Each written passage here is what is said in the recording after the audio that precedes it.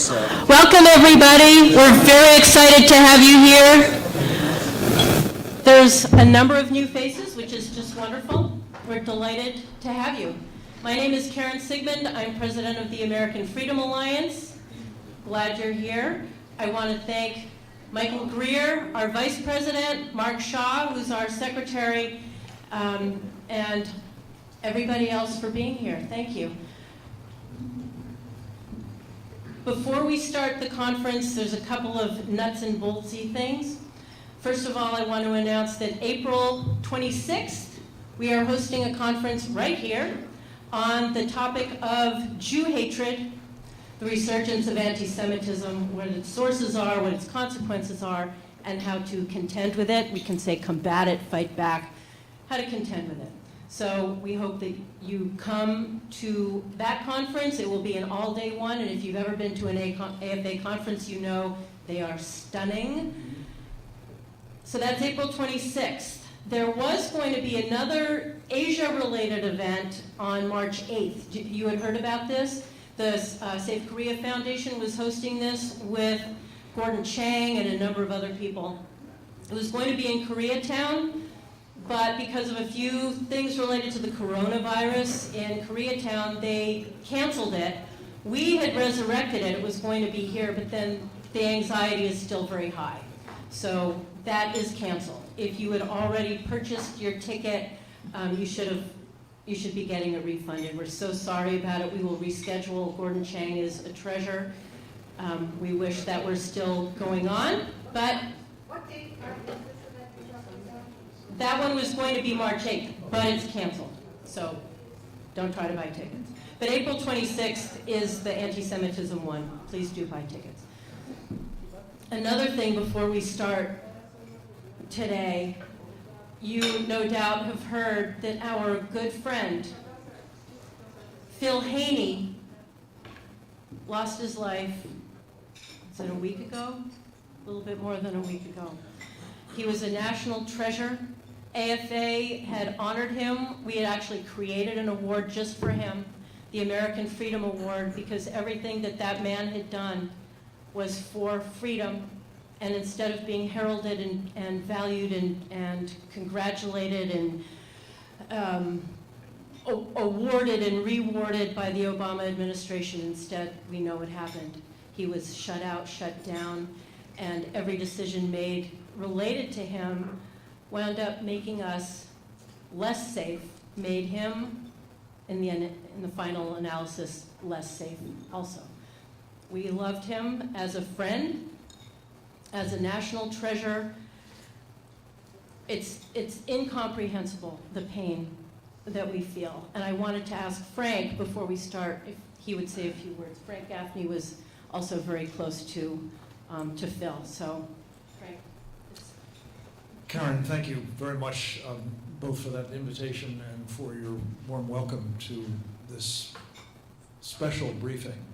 Did you want to say something more after I say something about Phil? Yes. Okay, let me do this then.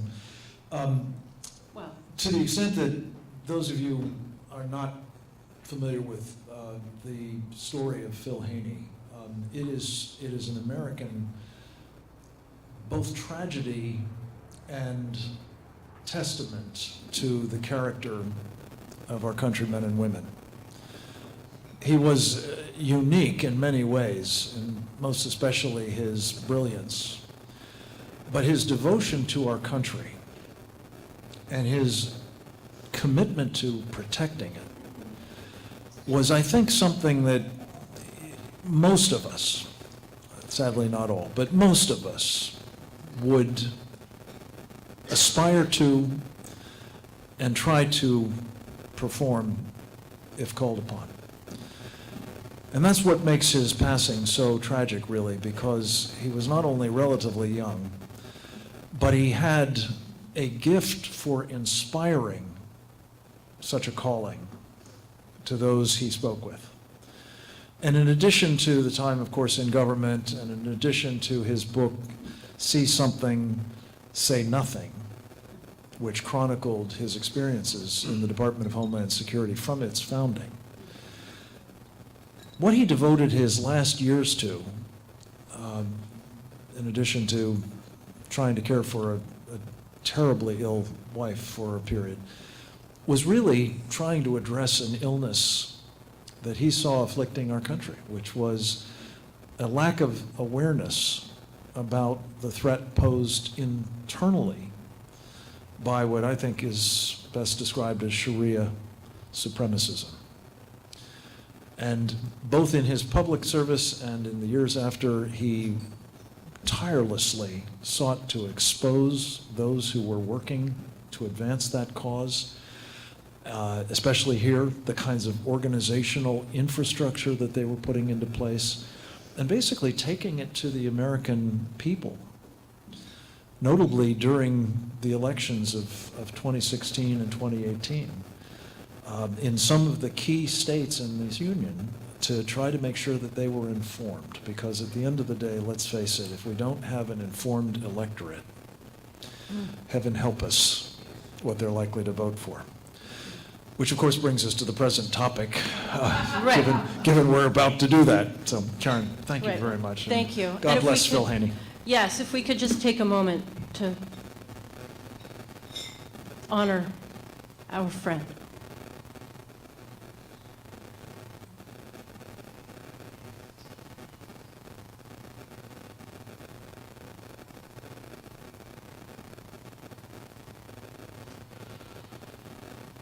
Thank you. It's incalculable loss.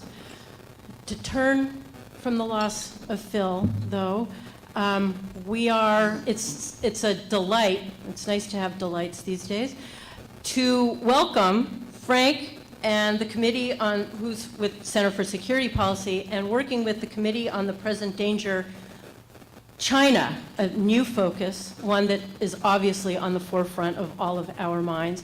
We've known Frank for years. If you Google him, you will, the top thing that, right? This is what you'll find.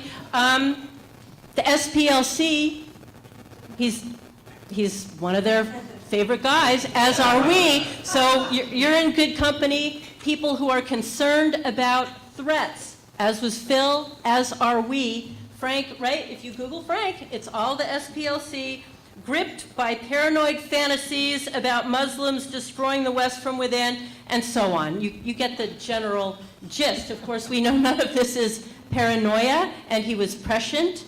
And what we're seeing unfold is exactly what Frank said would happen. He's recently turned his sights to Saving the Persecuted Christians, which is phenomenal organization and undertaking, and now this turn towards China. That's all I'm going to say. I'm handing everything now over to Frank, who will take it from here. Please welcome Frank and our panel. Thank you. I have to say, when she started reading some of the Google citations, I actually was introduced at a speech a couple of years ago by somebody who read the whole Wikipedia profile, which was not flattering, to say the least. I am thrilled to be here, and Karen, thank you, as always, for your friendship and your leadership. You are, I think, all part of her team here, and it is, talk about incalculable, the importance of what you are trying to do deep behind enemy lines is so inspiring, really, and so needed. I need not tell you probably, but I really appreciate, Karen, what you and your team and your friends and your supporters are doing to hold the line and help us bring information like that we have to share with you today to you in a very presentable forum and format, and I'm very grateful to you, as I am to my colleagues. I have the privilege of serving as the vice chairman of the Committee on the Present Danger China. Our distinguished chairman, Brian Kennedy, will be heard from in just a moment, but he's allowed me to play the role of MC here and maybe just make a couple of introductory remarks to tell you what we're about and why. And then we will hear from each of these really extraordinary men in turn. The Committee on the Present Danger has a really important history. There have been, I think, 4 iterations of it, this being the 4th. The first early on in the Cold War, probably the most consequential during the period from about 1976 to 1980, 81. And then a third that was put into play after 9/11 to sort of address the war on terror. I want to call your attention just for a moment to the important role that the mid-1970s, mid to late 1970s iteration played. It was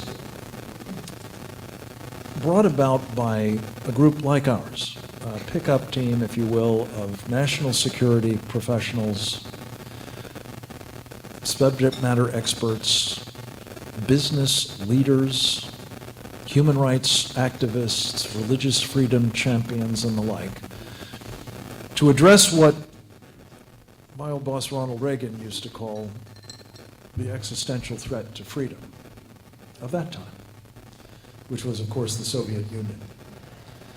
And starting in 1976, the Committee on the Present Danger formed up and began helping one of its members, that same Ronald Reagan, to articulate and elaborate an alternative strategy to the policy of engagement in that day.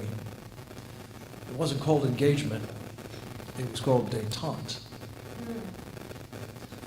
And because it was clear to this team that that was a formula for basically perpetuating, indeed propping up the Soviet Union, and that that was extremely ill-advised, they helped formulate a strategy that came to be called peace through strength, and ultimately, in practice, turned into rollback of the Soviet Union.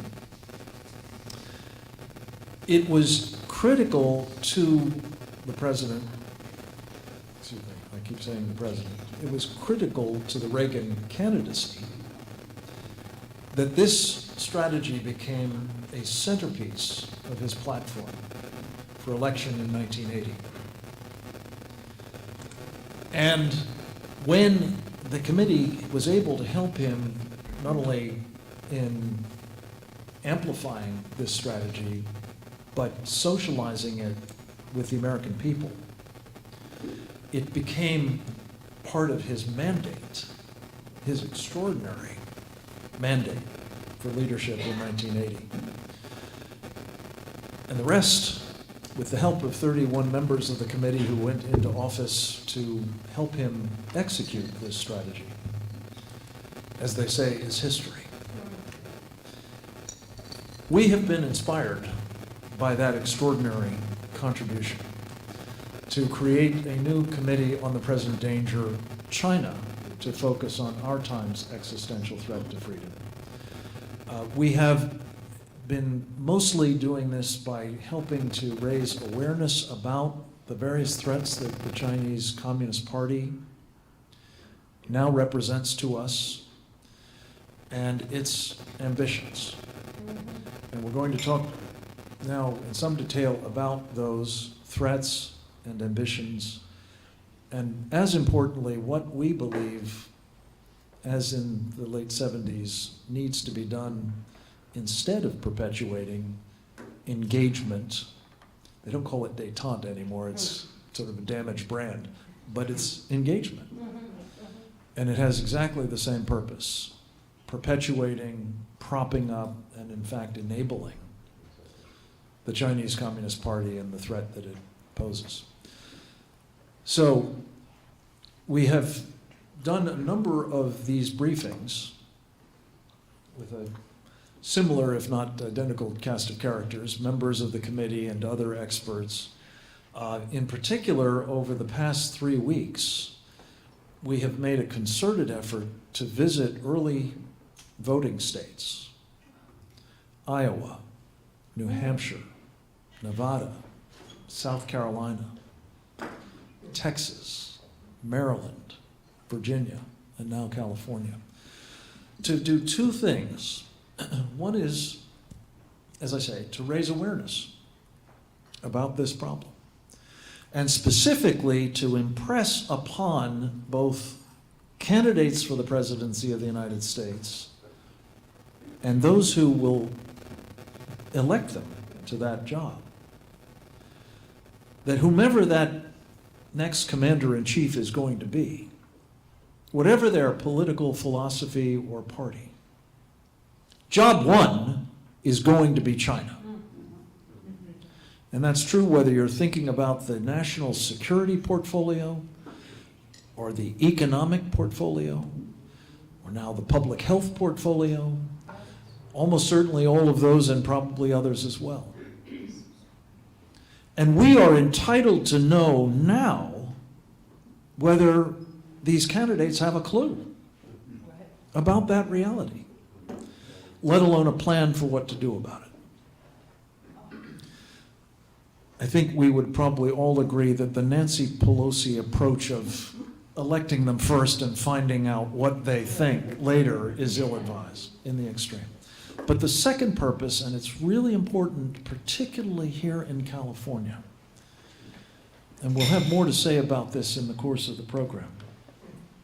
The second purpose for these briefings, we call them 2020 Policy Battlespace Threat Briefings, because we're interested in shaping that policy battlespace, not from a partisan political point of view, but from a policy perspective. The second important mission is to impress upon people like you,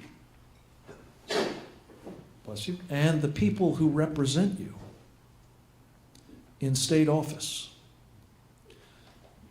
executive branch and legislative branch alike, that the dirty little secret about these threats that the Chinese Communist Party is representing to us is that we are underwriting it. Virtually every one of them.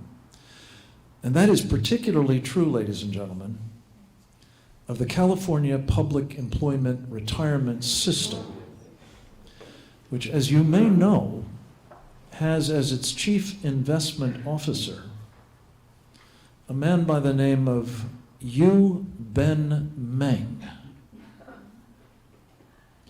who spent much of his professional career at CalPERS, except for a sabbatical that he took as part of a program called the 1,000 Talents Program, which you may have heard about lately because people are being arrested in this country for engaging in what the FBI has decided is, after all, an espionage program of the Chinese Communist Party. Mr. Meng went to China for 2 years as part of this 1,000 Talents program to help them manage their $3 trillion in foreign reserves. And then he came back here, I believe in 2019, to become the chief investment officer of CalPERS.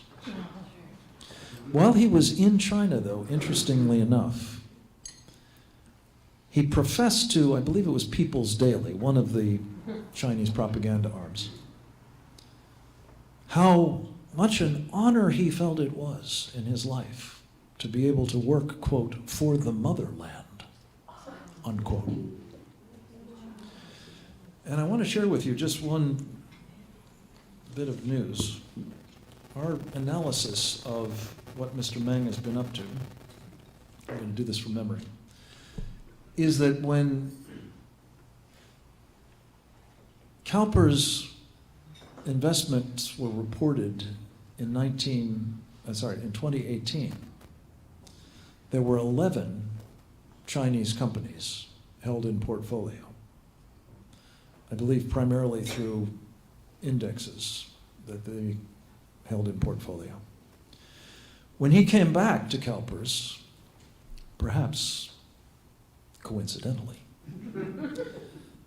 the number of Chinese companies rose from 11 to 38, 23 of which are directly tied to the People's Liberation Army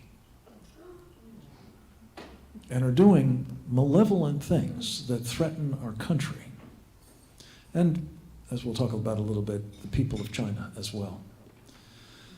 So we believe that, as one of our friends, Congressman Jim Banks, has written to the leadership of CalPERS, Mr. Meng should be investigated for the role that he is playing. With your money, which is going into the CalPERS pension plans. He actually goes so far as to say he should be fired, and that probably is appropriate too. But we want you to know that the largest public employee pension fund in the country has been penetrated in this fashion by the Chinese Communist Party. It's not alone, it just happens to be egregious. And by virtue of having its portfolio hold these kinds of stocks, they are given a legitimacy elsewhere, which very much serves the interests of people on Wall Street. I don't mean to single out Mr. Meng, he's not alone, but there are people on Wall Street who are promoting these kinds of holdings all over the country. And it's not just pension funds, it's other institutional investors, it's private investors. We're about to see, all other things being equal, the men and women of the United States military compelled to invest in some of these kinds of Chinese companies, if you can believe it. Because Wall Street thinks this is a way to diversify your portfolio. So anyway, I've gone on longer than I meant to. I appreciate my colleagues' indulgence.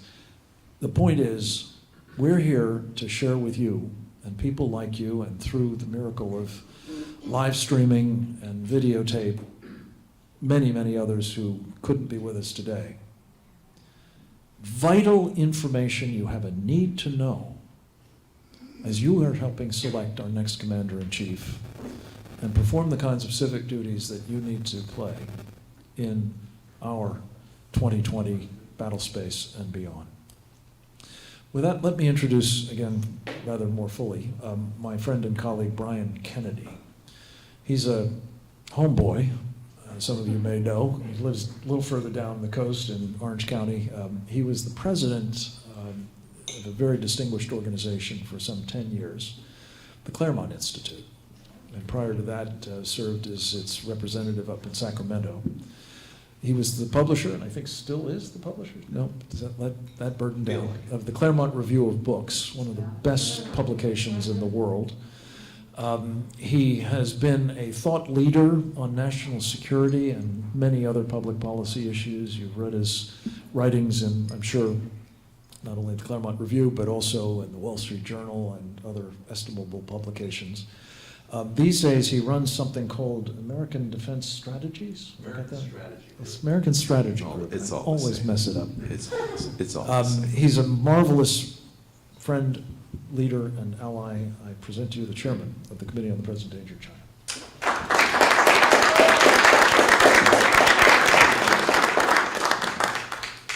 In reality, we all just work for Frank Gaffney, right? Everybody in the room. And I could listen to Frank all afternoon. Yeah. So it's when Frank says go somewhere, you just go somewhere. When Frank says you need to be the chairman, I agree to be the chairman, right? And so partly I'm the chairman because I'm in love with Frank Gaffney, and I think he's a patriot of the First Order who, if we didn't have Frank Gaffney, the United States would be in terrible trouble. So I'm pleased. It is in terrible trouble, just for the record. Yeah, imagine the trouble it would be in. Anyway, but to Frank, he's such a great guy, and so I'm proud to be doing this with him, and thank you, Frank, for your leadership. I was born in downtown Los Angeles. I don't think there's that many people in the room who were born in downtown Los Angeles. And my dad was an LA homicide detective and was the technical advisor on the television show Dragnet. So I'm an old LA guy. My family's been here since the 1840s. And I'm stubborn, and I just won't leave the place, even though I spend about half the time in DC. but I do love Los Angeles, and you know, people always criticize me for living in California, and they say, well, how can you live in California? It's just so crazy there. And I always say, well, one, it's a beautiful place filled with a lot of great people who are both patriotic and ambitious and who want to make the country a better place. It just, you know, it turns out we also have a lot of crazy people. But I'm reminded, first of all, let me thank Karen for doing this, and it was very sweet of you to do this. It's an honor. It's one of those things where one of the first lessons I learned at the Claremont Institute was the world is run by those people who show up, right? You stay home, you don't engage, you watch what goes on in the world. It really is run by the people who show up to the meetings, who take an interest, and who inform other people.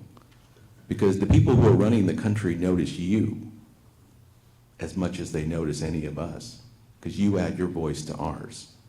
And so one reason we're sitting here today is because we know how important not only the subject is, but in talking to people like you and the AFA. And so thank you for taking time out of your schedule to be with us. We wouldn't be sitting here today, I would say, if the country were not in such a precarious spot. Our elites are morally and politically and intellectually corrupt.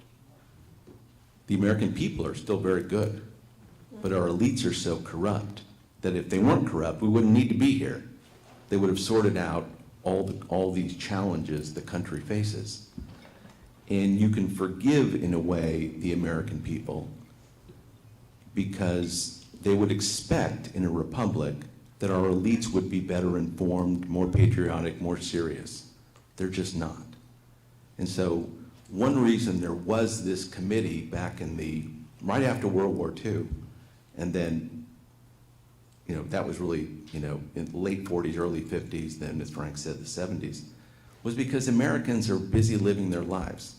They don't think that they have to become experts in the Soviet Union or communist China or radical Islam. They think there are grown-ups in Washington who do these things, who would do the right thing, know the right thing to do. But the committee has existed over the years because Americans, because we are kind of a Pacific people, we're focused primarily on ourselves, we don't pay attention to what goes on quite often. And because our elites are corrupt, they don't do the right thing.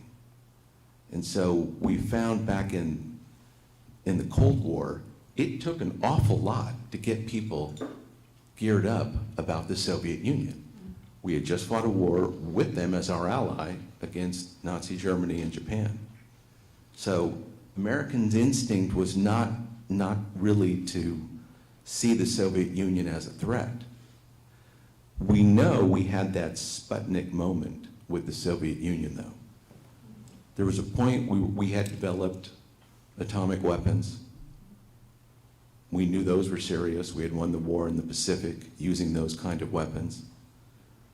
We win the war, and then we notice with Sputnik that the Russians or the Soviets were maybe as sophisticated as we were. And we were in an ideological struggle with them. And so that we ought to take them seriously. And so over time, the country rallied in the Cold War to build the military the right way, to engage in the ideological battles with the Soviet Union. But it took some doing. And even as late as the 70s, Reagan and the other members of the Committee on the Present Danger were fighting with the Washington establishment, who were products of the same liberal universities, you know, primarily on the East Coast, but all over the country, making arguments about the need to challenge the Soviet Union. And again, some of these things should seem obvious, but they're not. That it really does take human beings in a room figuring out the right arguments, making those arguments to the right people. When it came to communist China, we never had a Sputnik moment, right? We've been engaged in happy talk for the better part of 30 years that China would become a liberal not only democracy, but a country that would respect the rights of man.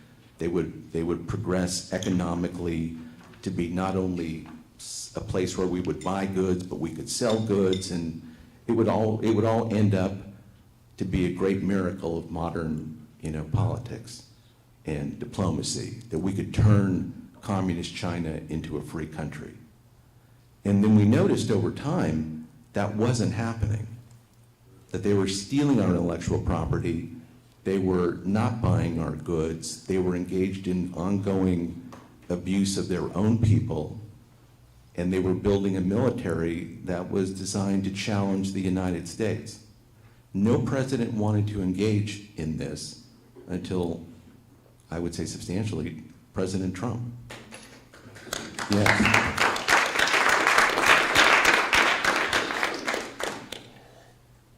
I actually was a surrogate for Trump in the campaign at the convention on national security.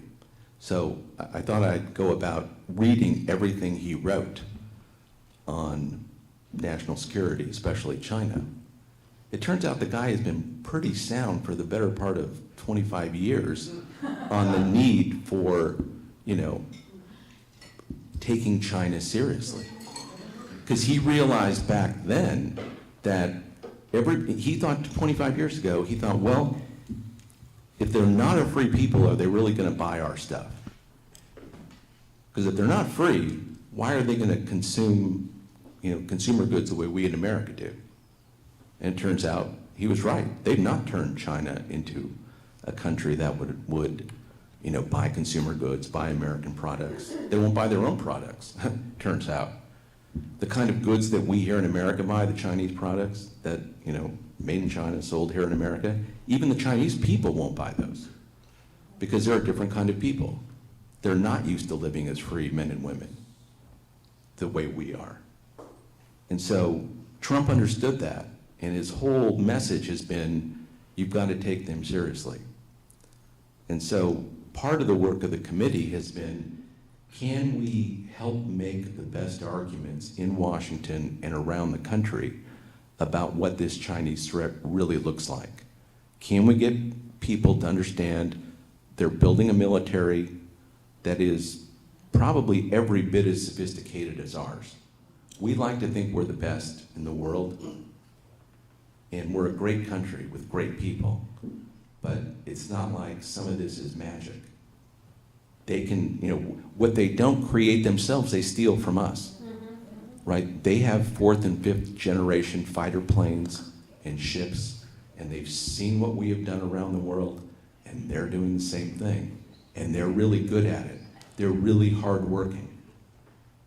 Everyone wants to call this Wuhan virus their Chernobyl. Okay, the Wuhan virus, Chernobyl would suggest that they're an incompetent people and that they're kind of pathetic or something. In fact, they probably knew about the virus back in October and have spent months and months keeping this from us. The United States has a CDC office, Center for Disease Control Office, the US CDC. There is an office in China today. We've worked cooperatively with them on a number of things. They've still not told us about the virus and what's really going on here, because they don't think they have to. They look at the United States and they think we're the problem. They don't have to share with us. That they'll do what they want to do when they want to do it. And they look at President Trump and they see a man who is willing to stand up against them. And that is something they see as a key threat to their own future. The Chinese are not an incompetent people. They have the most sophisticated political and diplomatic and intelligence apparatus the world has probably ever seen. Michael Pillsbury, we were talking about earlier, in his book he talks about the Chinese spending $13 billion a year just in intelligence and influence operations in the United States annually. 13 billion, that's a lot of money to spend solely to influence how we see the world. If you look at American universities, they put a lot of money into both professors and in students in those universities. There's today, I believe, 360,000 Chinese students in American universities. That's a constituency unto itself. They fund professorships, they fund Confucius Institutes that take on a life of their own. These are a sophisticated people with real interest to become the premier military and economic power on earth. And until Trump, we wanted to look the other way because we saw the big markets that are in communist China. And so you have China with their influence operations, and then you have American economic elites with their own influence operation. They're telling the world, they're telling the United States citizens, they're telling all those politicians in Washington that our prosperity is tied to Chinese prosperity. And so we can't hold them accountable when it comes to intellectual property or bad trade practices or any of these intelligence and espionage and theft of intellectual property things that are going on. We can't hold them accountable because our economies are so intertwined. We've engaged with them, and so we really can't push that hard because our future is their future and vice versa. And so the average congressman, Republican congressman, is going to think, golly, the Chamber of Commerce, they're complaining about this, and so we really, we got to be sensitive to these concerns. And so you have the Chinese pushing in one direction, you have the Wall Street types and their economic interest pushing in one direction, and Frank, I'm sure will elaborate on some of the things we've learned about CalPERS. But the combination of those two things is very powerful, very powerful. One purpose of the committee is not to say to you, hey, we're China experts, and we want to tell you what's really going on. We can tell you, these two guys with us here today, John and Greg, are both very knowledgeable on China. They can tell you a lot about China. My message to you is to think of this as an American, to think, how do we defend America against any enemy? One right before us is China. Too often in our national security work that you see on television and what have you, everybody invokes being an expert. This is not about expertise. This is about common sense. The common sense of this is that you have a country in communist China that seeks global domination. Now, that doesn't mean they need to come here and conquer us and have us all speaking Chinese, but they mean to order the world to their liking, in their design. And they believe that our political and economic elites are so corrupt that they're going to continue to do that.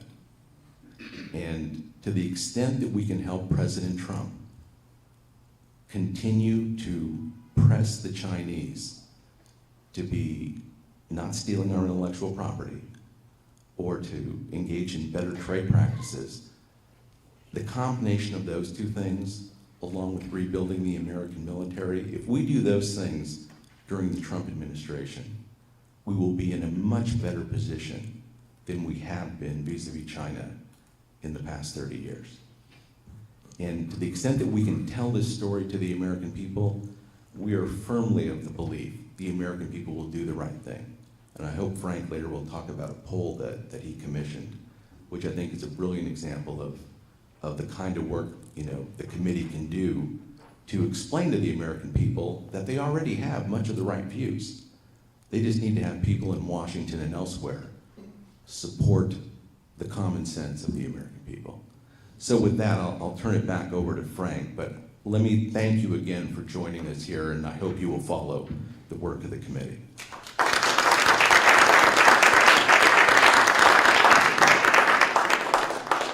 And I'll plug this a couple of times, but the way to do that most efficiently is at presentdangerchina.org. presentdangerchina.org. Next up, we're going to hear from Colonel John Mills, United States Army retired, a veteran of the Army Special Forces, a man who has not only distinguished himself in combat and in uniform, but also in the wars that take place in the swamp in Washington, D.C. As a civilian official in the Office of the Secretary of Defense, he's had responsibilities for cyber warfare and strategy for the Secretary, and has been incredibly helpful to the committee in its first year of operations with his insights into, as Brian says, China and the various vectors, I call them threat vectors, that it's operating against us. And one of the things that he's drilled down on a bit, which I think is really important for all of us to understand, both in terms of its own implications for the various countries involved, but also for the strategic purposes that the Belt and Road Initiative of China serves for us, for our interests, for our security as well. He'll touch on that, and I hope also a bit on cyber-related issues, 5G perhaps, and others. But John Mills, welcome. It's good to have you with us, sir. Absolutely. Thank you, Frank.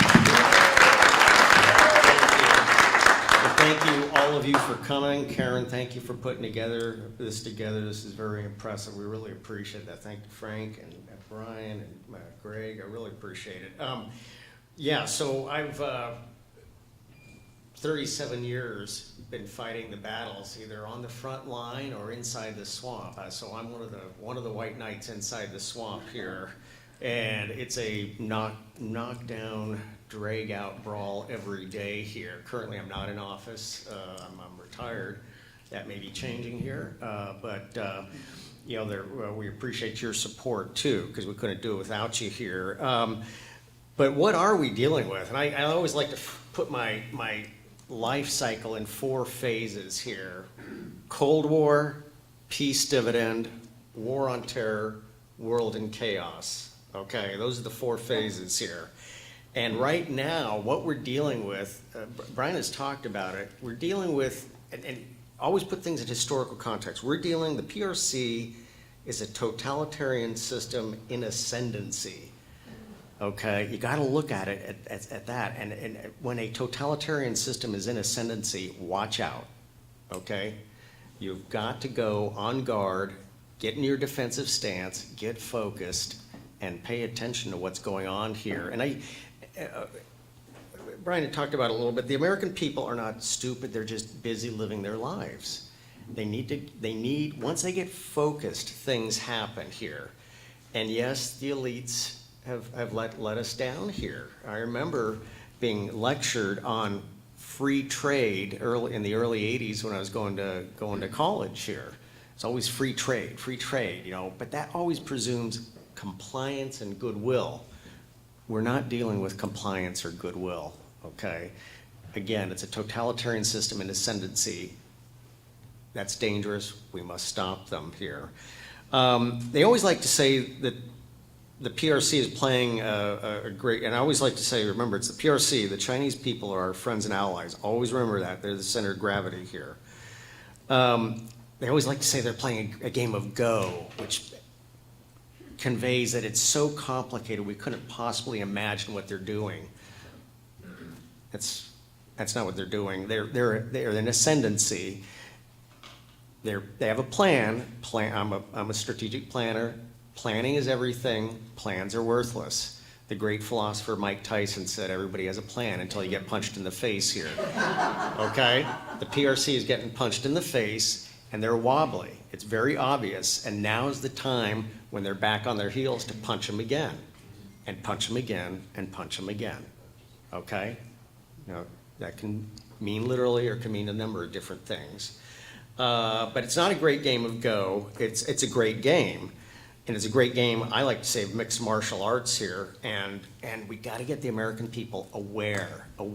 There's always a lag time here. And both our people and our leaders, they're still thinking 3, 4, 5 years ago. They're thinking the PRC economy is doing great. No, it isn't. It tanked. It tanked. And all this, either the California Investment Fund or the Thrift Savings Program, I'm being forced to surrender money over to the PRC here. This is just makes no sense. It's wrong. But I also have a little bit of skin in the game here. We have two daughters from China here. One we adopted in 2001, right after 9/11, and one in 2010. The difference in those both those trips was night and day. 2001, everybody was very happy. Everybody was happy baby, lucky baby, good for you. 2010, we were invisible. They couldn't, they'd already, you could see it. The buildup had already occurred. Remember the critical period in Nazi Germany, 34 to 38. Those 4 critical years. That's what we're facing. We're way past that now.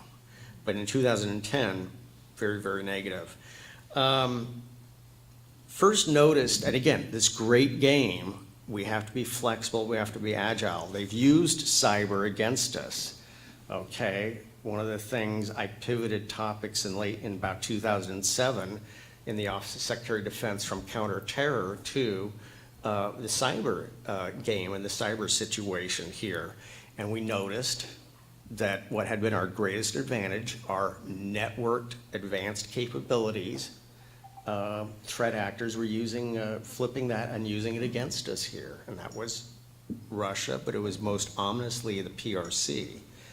5G is the game right now. Our companies are asleep at the switch here.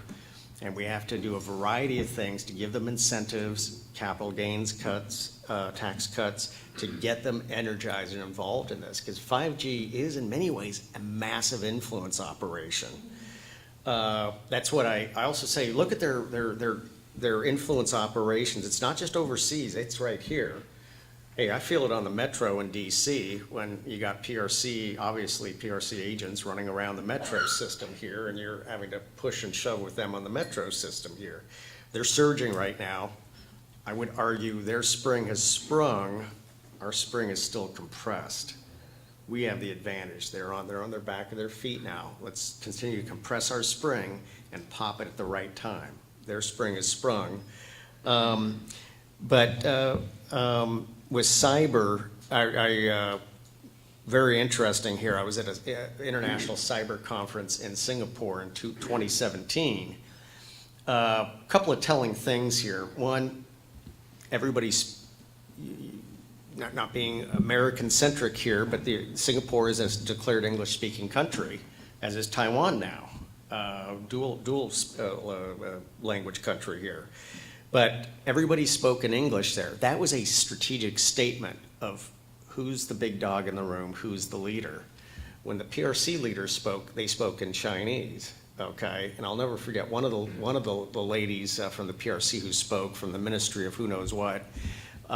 She was just, I had never seen such an impassioned, aggressive, over-the-top speech in an international forum. And I talked to my colleague, a CIA lady next to me here, said, what was that all about? And she goes, well, you got to realize that she wasn't speaking to us in the room here. She was speaking to, this was a test and a grade of her to the Central Committee back in Beijing. That's really who she was speaking to. But it was, again, she was an advanced guard. She was an agent of a totalitarian system in ascendancy. That's the danger there. But going on here, one of the first times I noticed what was going on with the PRC was in 2010 when we got hit with the great efficiencies exercise with the administration at the time. And one of the first things, so everybody was in a panic, 2010, the administration had said, we're going to cut defense significantly. I'll never forget when the SecDef came out with the Gates efficiency memo. It was horrific. Essentially put us in essentially a flat line for until the Trump administration. One of the first things the Air Force did was essentially cut O&M spending. One of the first things they did was cut obscure, irrelevant things like Lodge's Field in the Azores. an obscure airfield in the Azores. Those are islands off of Portugal in the middle of the Atlantic. Okay, who cares? So what? Who cares? What does that have to do with anything? Well, we needed to save money. Portugal was desperate. Guess who was the first country and only country to step in? The PRC. And I had to beat down the door of several generals, Air Force generals, and they were saying, like, who cares? Who cares? I said, do we want the afterburners of F-15s being heard on the Azores, or do we want the afterburners of J-20s? Okay, I'm sorry. That's a very, very bad thing. We beat that back, but we were unfocused. We weren't paying attention. Vacuums were being created, and this is, in the great game, this is one of the big things, is vacuums. You can't be everywhere at once, but you've got to defend your vacuum. Don't let a threat take advantage of your vacuum. And that's what the PRC has been doing with cyber, with 5G, they're desperate for liquidity. That's why they're raiding our retirement funds right now.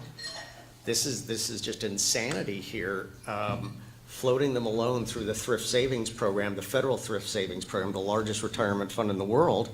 This is like floating a loan to, Herr Hitler, in 1943. Geez, we see you're stressed out, you're short on money.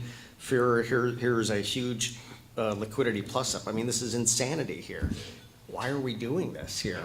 But again, I think it's a lack of strategic focus here, that we just get distracted, we don't understand. And even, as Brian said, we trust that we have adults watching the store. That's not always the case. Another thing that was mentioned, I don't think I've heard it, this was the malaise of the 70s here, which led to the second Committee on Present Danger. And I think it's in many ways, we're starting to get focused now, we're starting to pay attention, but we're in a period of malaise, a vacuum. The PRC was taking advantage of that. I heard the term rollback. When I first came into the national security structure in the early 80s, that was, there's nothing we can do. The Soviets are on the ascendancy. It's over. The best we can do is just hold the ground we got. That's it. That's the best we could do. And then Reagan came in, and a number of great leaders in the military said, no, we're not just going to defend, we're going to roll back. We can do this. And it was like, oh my goodness, all the big heads said, well, you can't do that. That's impossible. Well, we did it. We did it. And that's what we need to do now. We just need to get focused. And again, the PRC they are not everywhere. They don't have everything figured out. This great game of Go, the first thing we do with their game of Go, we knock it off the table. We're going to play by our rules and do it our way. And they don't have the agility to adapt and respond to that, because they're so used to us. We do this, the Americans do this. It's so predictable, and that's one thing about President Trump that has just drove them absolutely batty. He doesn't play by their rules. And it's incredible. And they go, oh, we do this, you're supposed to do this. knock their game of the Go right off the table. And they, well, okay, do that. We're gonna knock that off the table. Knock that off the table. Do not play their game, okay? And we have to use this is one of the big themes here. We have to get engaged. I don't mean to use a U.S. government term. It's called dime fill. Diplomatic, information, military, economic, finance, intelligence, law enforcement. We have to, all of these instruments of national power, we have to focus and direct. It's not just the huge bicep of Title X DOD we have to always depend upon. It's amazing what we can do, Peter Navarro, in the trade negotiations here. A small handful of focused, smart people doing the right thing, bam, knocking the PRC left and right. The PRC doesn't know what hit them here. So all instruments of national power, the Title X, I mean, mostly I'm a Title X and also a Title 50 intelligence guy, but there's many other instruments of national power we can use. So. Right. There you go. John, thank you very, very much.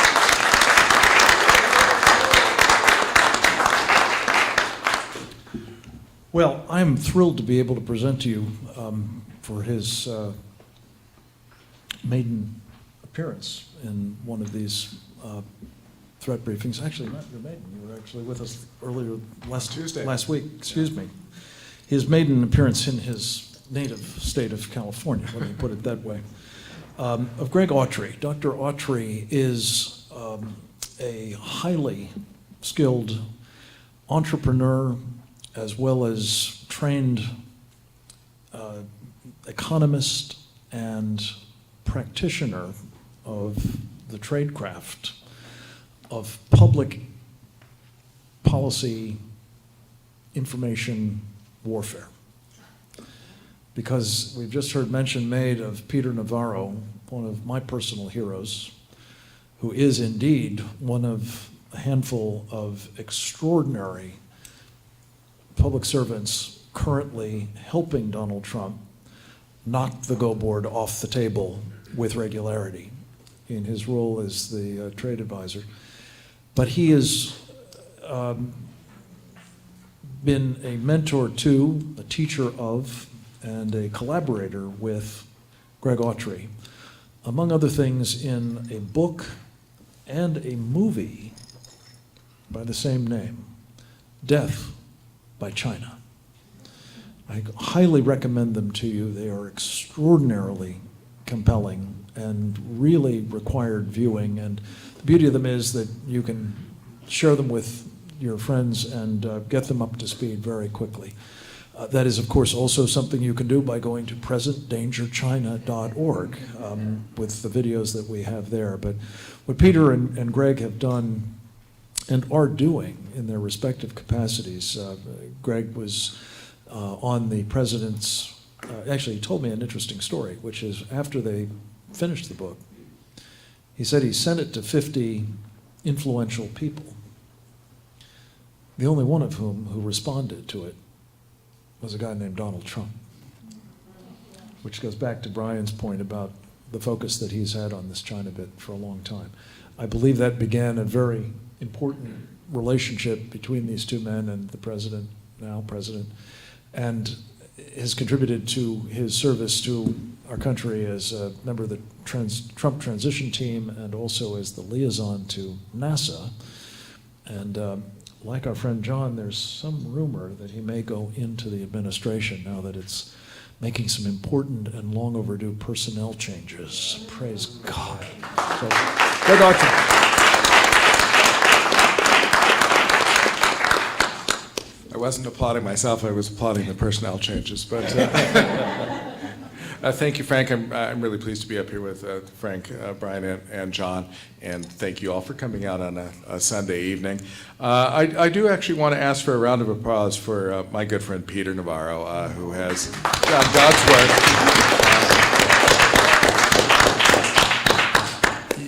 Every time I see Peter, I'm amazed at what a great mood he's in, how physically healthy he is. The guy is just got it together, and a town that is known for taking people apart. And every time I see him, he's taking it up a notch. So I really think you've got a fighter there on your side there.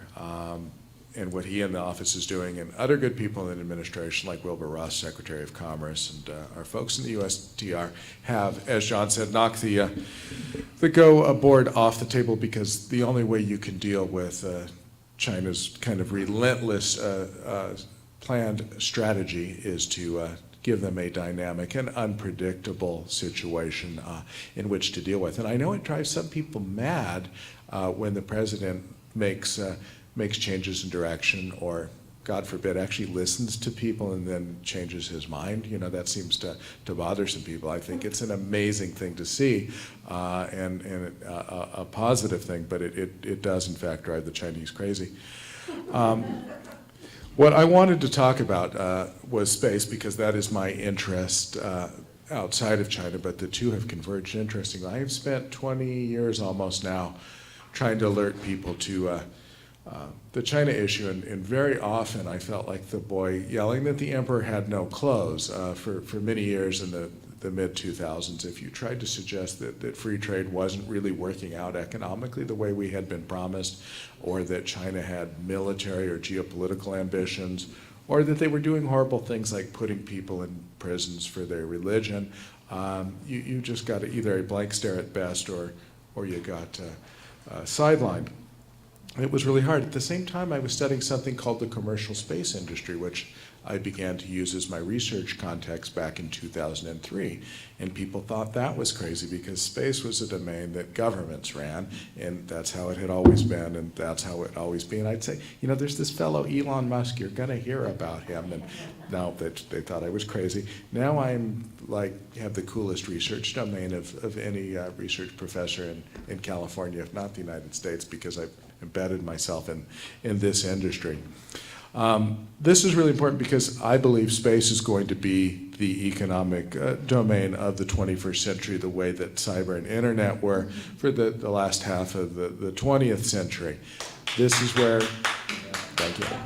All right. This is where countries are going to make their fortunes and lay down their geopolitical footprint.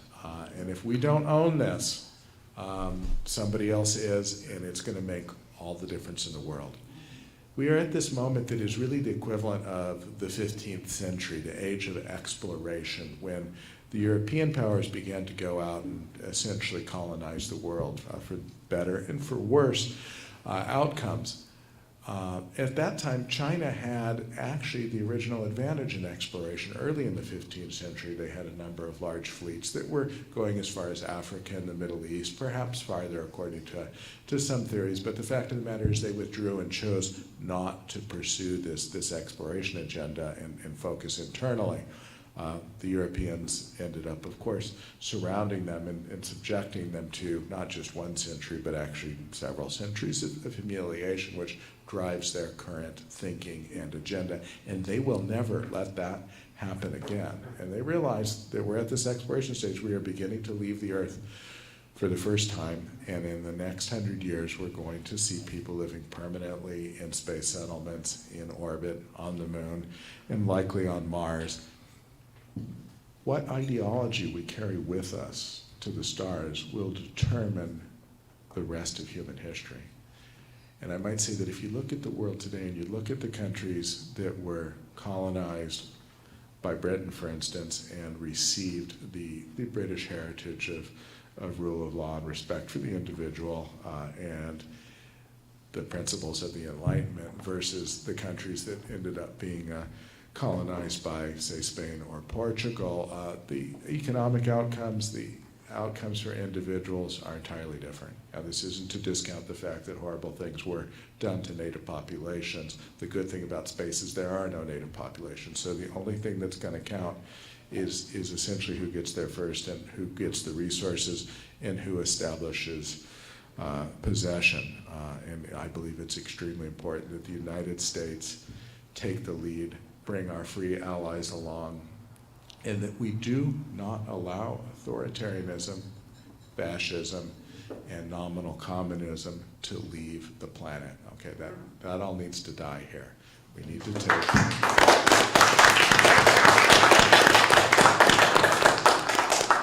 take the principles of the Enlightenment to the stars, and we've got to be committed to that.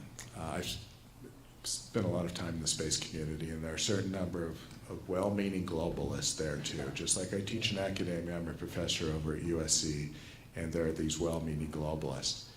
And they have this belief that they've been taught since they were kids by their well-meaning parents that, all perspectives deserve equal treatment and everything is relative and subjective, and there are no objective value systems, and God forbid that a parent or a school or a nation should attempt to instill objective values into you. And the result of that is that they believe it makes perfect sense to bring the Chinese communists along with us, into a space station or to the moon or some other thing. And when you oppose that, you're likely to be described as a racist or something. To tell you the truth, there's nothing I'd like to see better than a Japanese astronaut or a Taiwanese, Chinese ethnic person accompanying American astronauts to the moon. And I agency needs to pursue, but what we don't. John next to me several times said PRC, and you know, I've got to say I've stopped saying that, because one of the key things about the Chinese is that they want you to buy into the big lie, and by repeating a lie over and over again, you begin to believe it. And PRC is the lie. It is not the people's, obviously, and it ain't a republic, okay? So I'm just calling it Communist China. I don't even call it mainland China, because when you do that, then you're implying that some of the territories that they've occupied, like Tibet and East Turkestan, are in fact parts of that entity. And that's not it either. So I'm ditching that word. I'm just sticking with Communist China. And the other thing I'd like to point out is their flag. Did any of you know what that flag represents? How many of you understand what its symbolism is? Okay, we've got one back there. But you've got a red field, and up in the corner you've got 5 yellow stars. One is bigger than the other. The central bigger star is the Communist Party, and the 4 other stars are the Chinese people, who are essentially in orbit around the Communist Party. Now there's a couple of other interesting bits of symbolism there, that if you take away the 5th star, then you have 4, which in Chinese is a very unlucky number that connotates death. Meaning the Chinese people can't survive without the Communist Party. So this flag is not the symbol of China. Don't use it as the symbol of China. I prefer the flag that Taiwan uses currently, the Sun Yat-sen flag, which represents again the values of the Enlightenment, liberty, fraternity. One of the things about space that's interesting is that this economic boom is beginning to happen, and it's happening here in Southern California. This is the epicenter of the new space age. Just down the road from my office at USC, SpaceX employs like 5,000 people in good paying jobs that can support a family, something that's vanished from Los Angeles. And these aren't just all super sophisticated scientists and engineers. They do have some of the brightest minds in the country, and they've hired many of my students, I'm proud to say, and they work them to death building rockets there that are amazing. But they've also got machinists and laborers and inventory people and a whole wide range of skills that we used to have in this city. So that I remember when I grew up in LA in the 70s, I don't know how many of you might have been of a similar age, I didn't know what a homeless person was. I had never seen that, right? Why? Because if you got out of high school, you could go down to Rockwell or North American or McDonnell Douglas, and you could get a decent paying job that would support a family in the paint shop or the machine shop or driving a truck or whatever. And if you had an IQ of 95, it didn't mean that you were going to end up homeless. We have imported inequality from China by outsourcing the entire manufacturing base of this country, and nowhere worse than in Los Angeles, where we destroyed the first generation of aerospace companies, and then we went and destroyed our garment district and several other industries that we used to have in LA. And what do? You get people that can afford to have Chinese products. So most of the homeless people just down the road from USC, they've got Chinese smartphones, they've got Chinese tents, they have Chinese sleeping bags, and they have Chinese bicycles. But what they can't afford is anything made by Americans, which means they can't afford homes or any of the things that go with homes, like the tradespeople that are required to build and maintain them. So this was a choice we made to put our workers in direct competition with everybody else in the world, and most specifically with a large overpopulated country with an ideological opposition to us. Luckily for the space industry, we've got this thing called ITAR, the International Traffic in Arms Regulations, which prevents these companies from offshoring their production to China for rockets, and prevents them from transferring their technology voluntarily. This doesn't mean the Chinese aren't stealing it anyway in a variety of different ways. It prevents them from hiring foreign nationals into their laboratories and functions, and this has been something that's allowed this industry to boom. So we don't just have SpaceX, we've got Virgin Orbit in Long Beach, which is building rockets that are going to drop off the wing of a 747 and put small satellites into orbit. A very cool system that can go anywhere in about a 3,000-mile range above the weather to put your satellite into the inclination you need it at when you need it at. We've got a great company called Relativity Space that was in El Segundo, is just now moving to Long Beach, founded by two students I'm proud to have mentored for many years at USC. Tim Ellis and Jordan Noon have raised $175 million for their space startup here.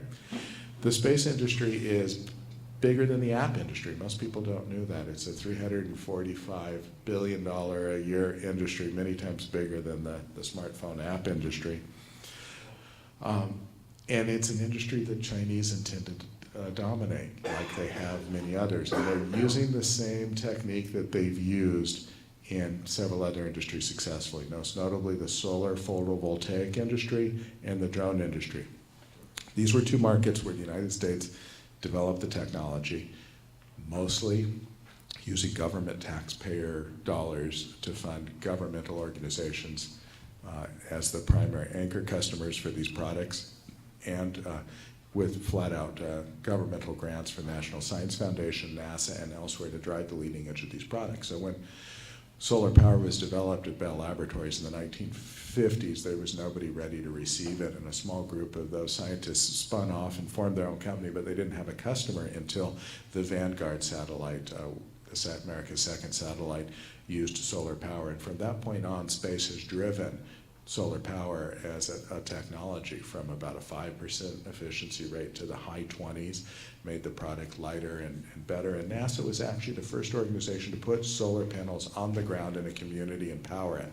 They've set up systems in American Indian reservations and in Africa and in Latin America in remote locations to show that you could run a community off solar power. This was back in the 70s. So I wouldn't have that on my roof if it wasn't for the fact that the American government invested a ton of your money into this technology. Then what did we do? During the Obama administration, we subsidized a lot of solar companies in order to gain production because we believed we were going to have this green revolution where we were going to put solar on the roofs. And frankly, I think to some extent that was not a bad policy if we had also realized we needed it to be an American industry. But we didn't care about that part, right? So we put money into these companies. The Chinese hacked these companies, and if I had a projector, I could show you the data to show exactly when the Chinese penetrated these companies, because several third-party cybersecurity companies have identified this time period and can show when they go into these companies. Then these companies had their technology stolen. The Chinese began producing these things below cost, and the Chinese had several advantages. They have a repressed labor force. If you form a union in China, the police come in and break your knees, not the factory owners, and you can go to jail for trying to form a union in China. They have an environment they're willing to pollute and damage, and they know they're doing that in order to gain long-term economic advantage by absorbing short-term pain. And so they don't have to work on the same regulatory environment that our companies are burdened with. And then, of course, they don't have any R&D, because they just steal our stuff, and then we poured billions and billions of dollars in capital in their market. So we fund them, we give them open access to our markets, they don't give us access to their markets, they either steal our technology or we transfer it as part of the agreement to theoretically access their market, which you don't get access to. Then they subsidize these companies, which are usually state-owned enterprises, with money from state-owned banks, loans that they don't have to essentially ever pay back. And then they take over the market, which they did in solar. So the American solar companies get hacked, their technology stolen, then they go bankrupt shortly after getting a bunch of money from the US government and from their states. And guess who buys them? Chinese companies buy them up. Guess what? While they're doing that, the Chinese military, not just like random teenage hackers, the Chinese military, specifically People Liberation Army Signal Corps Unit 61398 in Pudong, goes into their accounting systems while they're negotiating the buyout, has all the emails between the CFO and the CEO of the American company, and makes the deal. So by the time that we actually got tariffs on solar panels, which was the first, or solar modules and cells, which was the first set of tariffs that President Trump put in, and I worked with the solar industry on this issue. By the time that happened, there were no manufacturers of solar cells and modules in the United States that were owned by the Americans. There were two companies left, one owned by the Germans and one owned by the Chinese. And it was actually the president of the company that was owned by the Chinese that was fighting the most for the tariffs on the company that had taken over his company. And here's the odd thing. So you ended up with these fines being assessed on China under the USTR rules to pay the American companies, which were now owned by the Chinese. Anyway, it was a disaster because we waited too long. The drones, same thing. We developed this technology with government, taxpayer money, and just let the Chinese take the whole industry. We can't let that happen in space. What they're doing right now is they're forming a bunch of nominally Chinese commercial rocket launch companies. If you Google Chinese commercial rocket launch companies, you'll find companies like iSpace and LinkSpace, and they claim that they are, quote, the SpaceX of China. But if you look at the rocket they're launching, they're all actually launching a 3-stage solid rocket system on a mobile launcher. And anybody that knows anything about space knows that a 3-stage solid on a mobile launcher is an ICBM. You don't build that for space launch because it's not the most cost-effective way to do it. And frankly, it doesn't need to be mobile because they only launch them from fixed sites. But these are Dongfeng 21 intercontinental ballistic missiles that come right out of a Chinese state-owned military production facility for free, essentially, to these, quote, nominally commercial companies. And if you look at the founders of the nominally commercial companies, they're PLA officers or they're members of the Chinese government agencies that develop these technologies, and they're calling themselves a private company. Their funding all comes from, guess what? Chinese state-owned bank, except when they get Americans from Silicon Valley to invest in them who are eager to help China claim its rightful place in space. It's been driving me mad. So we've got two things going on. One, they're getting free equipment in order to launch, and two, we're helping the efficiency of the ICBM factory go even bigger. And it's important to realize China is not a signatory to SALT or any other strategic arms limitations. We have no idea how many nuclear warheads and missiles they're building, other than they're doing it as absolutely fast as they can.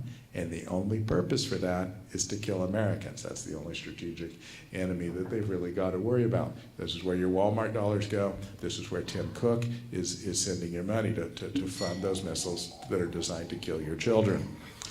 Now, what are they doing in the marketplace with these rockets? They're already bidding at $5,000 per kilogram to sun-synchronous orbit in a market where the startup companies here in California were planning on getting between $25,000 and $40,000 per kilogram, and that's what their investment model is based on. Nobody can make money at $5,000 per kilogram, but you don't have to when you're the Chinese company, because you don't have to pay back the bank loans and your rockets are free, and the reason you exist is to destroy the American industry that's emerging.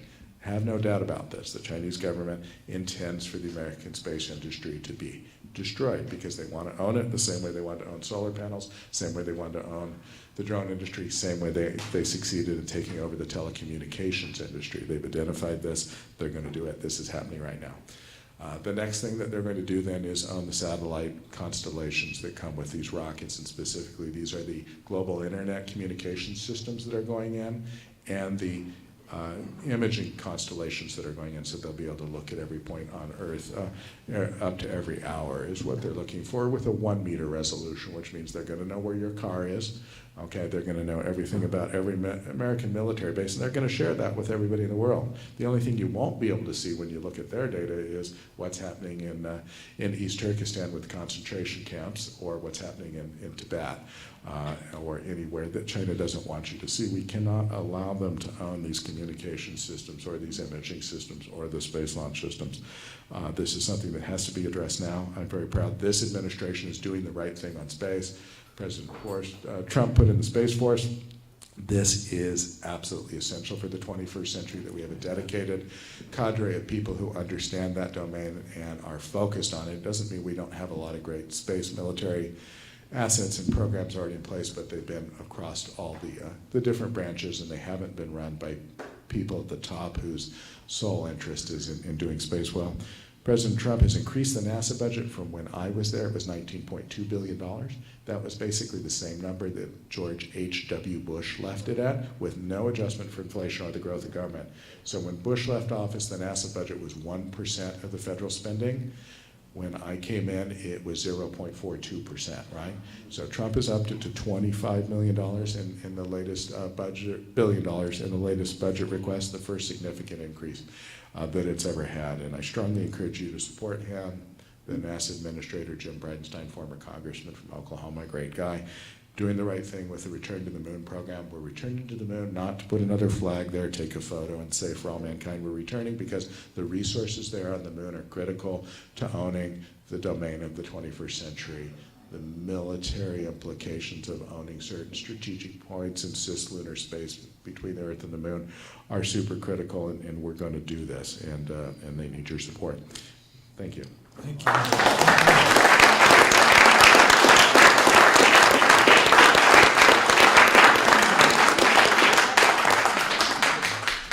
All I can say is wow. Thank you very much, Greg. I'm just going to take another 2 minutes, and then we'll open it up, I think, to questions, because we're going to run short of time, and we do want to hear from you if you would like to put some questions to us. Brian invited me to do two things, talk a little bit more about CalPERS and talk about the poll. I'm just going to read you a selection of companies that you and your tax dollars are investing in China.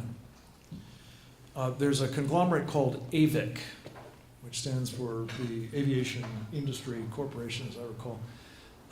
It's got a whole bunch of subsidiaries. They make things like bombers and transport planes, drones, aerospace systems, helicopters, components and parts for military planes, engines. Then there's the China Communications Construction Companies. They've put into place fortified islands in the South China Sea with which to control those vital waters. China Shipbuilding. They make things like frigates, submarines, missile destroyers, UAVs, carriers, and shortly nuclear-powered carriers. China Space Satellites, you've just heard from Greg about the implications of all of that. China Mobile, telecoms between the United States and foreign countries. What could possibly go wrong with that? China Telecom, internet surveillance censorship. A company called Hikvision, digital technology. It is the central component of the social credit score, something we might talk about in Q&A. This, by the way, is a company that it is illegal to do business with because it's on the procurement ban and entities lists of the United States government, yet you can still invest in it. What's wrong with that picture? iFleet Tech is a voice recognition system. Again, part of this social credit system for monitoring everybody in China. Taiji Computer Corporation provides the information services for the General Office of the Central Committee. Your tax dollars at work. And then there's a company called ZTE, Zhongjing Telecom Equipment. They manufacture telecommunications gear, of course, some of which they've been selling to Iran and North Korea, for which they too have been sanctioned by the United States government, again, making it illegal to do business with them.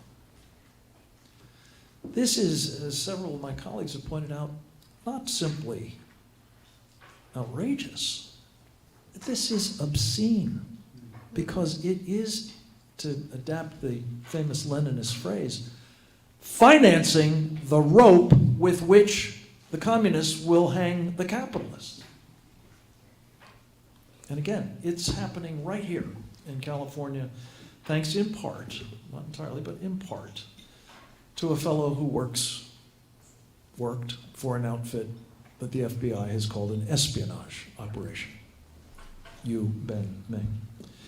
Secondly, on the poll, at the last week in January, the best pollster in the country, as far as I'm concerned, John McLaughlin, happens, among other clients, to have the President of the United States as his client, went into the field for us to survey what 1,000 likely voters thought about China. It was one of the most heartening public opinion surveys I have ever seen. Not only because the top lines, the sort of averages, showed incredible common sense on the part of the public in this country. And again, not just the public, the likely voters. Concerned about China, and interestingly enough, the more they learned through some of the questions about it, the more concerned they became. But as important as those top lines, what was really fascinating about it, and I think of very important consequence for an election season, is that the so-called crosstabs, the demographic breakouts of the various subgroups, the male, female, old, young, rich, poor, white, black, Christian, non, and so on, sense at work in the American public. And the more they're told about the sorts of things we're sharing with you, the more confident I am that they are going to, as they indicated in this poll, make China a voting issue. Give a mandate to someone who is going to take a robust position vis-a-vis China, not perpetuate business as usual of the kind that we've been hearing about. John McLaughlin was so impressed by this poll that he said publicly, this is the sleeper issue of 2020. And that was before the coronavirus made it the wake-up alarm of 2020. So we're here, I hope, equipping you, and heavens knows how many others who are not with us but going to be viewing this, to take a responsible role in helping further this education, to arouse our countrymen and women to the need for a far greater appreciation of the present and growing danger from the Chinese Communist Party. So we thank you, and we welcome your questions if you have any. We'll try to repeat what you said. Can they find the poll results on the website? They can find the poll results on the website? Poll results, videos, letters, joint statements, all manner of other things are on presentdangerchina.org. I think your hand was up first, ma'am. Hi, Melissa Roddy. Two things. First question, are there alternatives to Chinese-owned REEs being used in American solar panels? Luckily, there are 2 manufacturers still in the United States, and there are some European manufacturers. Unfortunately, one of the manufacturers in the U.S. In Oregon is owned by the Germans, but I would certainly choose that before I would buy Chinese. And a company in Georgia has been able to toss out their Chinese owners. So I would look for Suniva as one of your choices, but you've got to really dig down, because if you just go to your typical solar installer, they want to sell you the Chinese stuff. And to be honest, if you're an environmentalist, you should see the way they make their things, right? So there's a great article the BBC did called The Dystopian Lake from Hell, I think it's called, in China, that shows where all the rare earth mining in Inner Mongolia is just destroying the environment so they can get these chemicals and elements to use in part in the solar panels. And of course, if you make this stuff with no concern for the environment, then you ship it all the way across the Pacific Ocean so that you can virtue signal here in LA that you've got solar panels on your house. You're not really doing the world a lot of good. Yes. And the second thing I wanted to mention, regarding foreign influence campaigns, and I'm really happy that poll came out showing concern among the public for China. But I just participated in a poll in a very controlled, a very small environment in Monterey regarding people's concern about foreign influence operations in the U.S.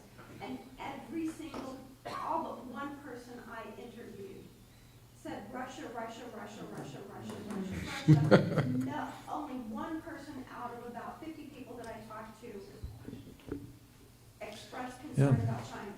I wonder where they got that idea. Yeah, from Chinese-owned media, you know, I have to say something about one of the presidential candidates. I just want to offer 2 quotes from Michael Bloomberg. He a little while ago said, quote, "Xi Jinping is not a dictator."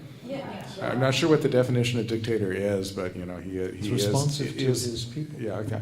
And then he also said, China has rules on what you can publish. We follow those rules. This is the guy who wants to be our defender of the First Amendment. Yeah. Yes, sir. What is the best? Identify yourself if you would, please. I'm sorry, Howard Hyde. What is the best and the worst thing, in your opinion, that Donald Trump has done? Vis-a-vis China. Brian, do you want to take a crack at that? I think just his positioning, the best side, just his positioning of China as a problem that we have to deal with, following Greg and Greg's great work with Peter Navarro, just making that so prominent and making Chinese trade so prominent, that's easily the best thing he's done. I mean, one reason I think he's hated so much is he is an enemy of globalism and believes in America first. And globalism is a religion. Globalism is the religion of U.S. elites. That matters more than anything else. And so beating Donald Trump matters to them because they want to defend globalism. The worst thing he's done, you might discern that I am something of a fan of the president's. And it's not that he's perfect. Obviously, no one is. But he's had a remarkable amount of clarity when it comes to China. You could say, well, he should have done this sooner. He should, you know, be penalizing them when it comes to their theft of intellectual property. They've stolen, they think, 600 billion, 5 to 600 billion a year for the past decade. That's $6 trillion. You know, and so how do you get that money back? They still owe Americans who invested in their sovereign debt back in the last century. They've defaulted on that. They want to come to U.S. capital markets and borrow, they say, 1 to 3 trillion over the next 3 years. The fact that the president, you know, right now I would say the president has not taken quick enough steps when it comes to their interest in borrowing more money. And so I think that's one of the things, now that we finished phase 1 of the trade deal, the next phase has to be holding them to account on all their bad behavior. And so if I'm going to be critical in any way, it's that he didn't do it sooner, but, you know, he's had a lot of opposition from a lot of fronts, and he's not built an administration of people who are loyal to his way of thinking. He's fighting half the time, as is Peter Navarro, with parts of the financial and economic parts of the administration that are more than happy to turn over much of our sovereignty to the PRC. Let me just add one other point on the borrowing bit. If what I shared with you before is not troubling enough, what we're investing in terms of these companies that are doing bad things, think about this. No Chinese company in the U.S. stock market, and there are probably 1,000 of them registered there now, meets the same standard for transparency, accountability, good governance, or material risk disclosure that U.S. companies are obliged to meet by statute. I mean, it's insane. This is insane. And the question occurs, you know, why aren't we fixing that? And at the moment, I don't know if you happen to catch this, Maria Bartiromo asked this question of Jay Clayton of the SEC the other day, and he just blew smoke. He didn't have an answer. We need to press them, and I hope the president is going to get behind doing so. Over here, yes, sir. Yeah, one of the concerns that I have is intellectual property is leaving this country to a large extent through the universities. We have an education system that is producing Uber drivers. 48% of Uber drivers have university degrees. And then there's a shortage of undergraduate students to go into the PhD programs, and the majority of students in this country in master's and PhD programs are foreign students, with a large percentage from China. So all our education system goes towards educating these Chinese and then sending all the information back to China to then compete with our own industries. It's the most ludicrous system I've ever seen. And nothing is being done about these universities. I think the core of the problem are the universities, and we've got to get fixed. That's you, Dr. Fisher. You're on my soapbox.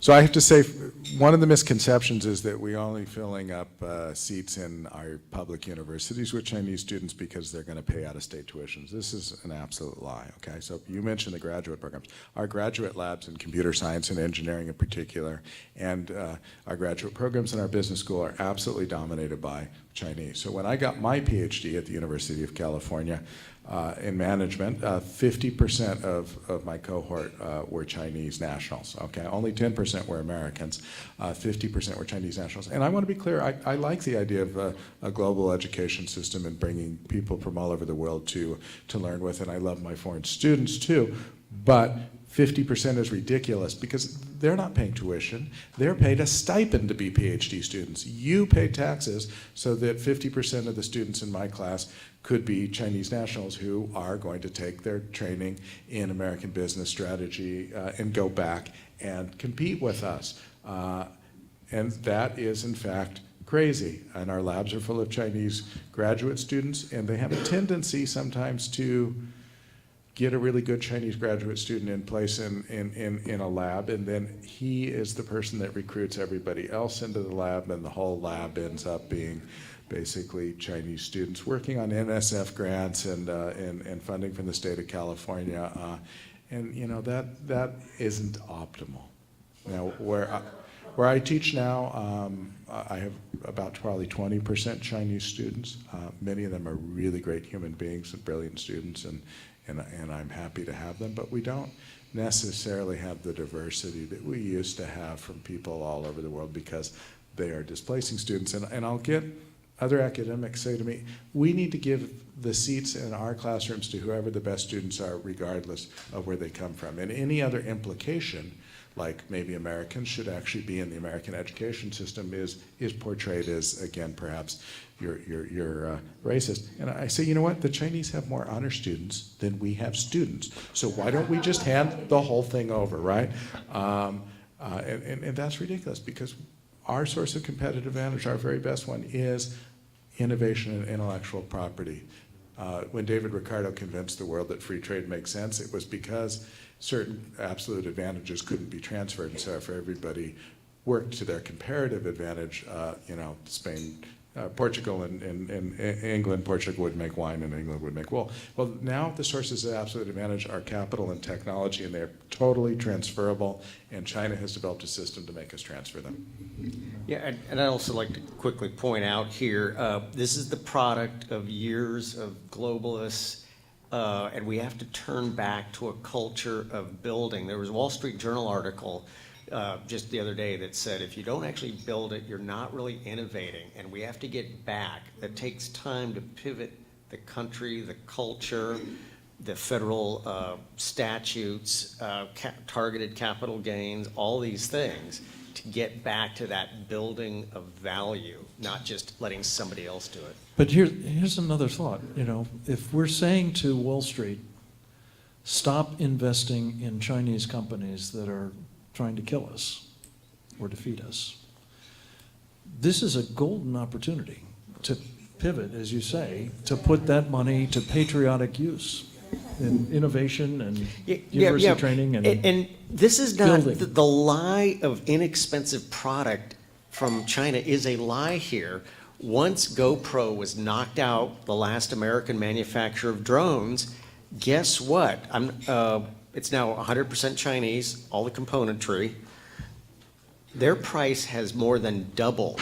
So they are forward financing this. Once they knock us out, their prices are going to go way up, and this illusion that it's inexpensive is an illusion. And if you think about this, if nothing else, you take away from this particular program, the thought that these same practices that Greg and John and Brian have talked about, these predatory trade practices, have destroyed our manufacturing of medicine.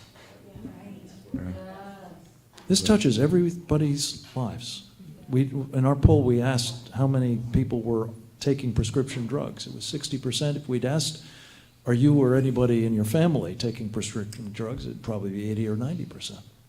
And every single one of those people basically is dependent upon Chinese supplies for at least the critical ingredients of those medicines, if not the full generic or other drugs. And that's true of masks, that's true of gloves, that's true of sterile gowns. This is going to be a problem within days, folks, as those supply chains crap out and you can't get what you need. So one of our colleagues who's not with us today but has been on other programs of the Committee on the Present Danger, did I mention that you can see it at Present Danger China? Videos for Rosemary Gibson are required viewing. Her book, China RX, is as well. If you, again, take this to the people that you love, the people you work with, the people you can influence, as an object lesson for all of the other things we're talking about here that aren't abstractions, they're personal. You've had your hand up for days. I hope you got a good question. Yes, sir. First, I want to thank Greg Autry for saying what needs to be said about space and China and the United States. Secondly, I have a question for John and for Brian.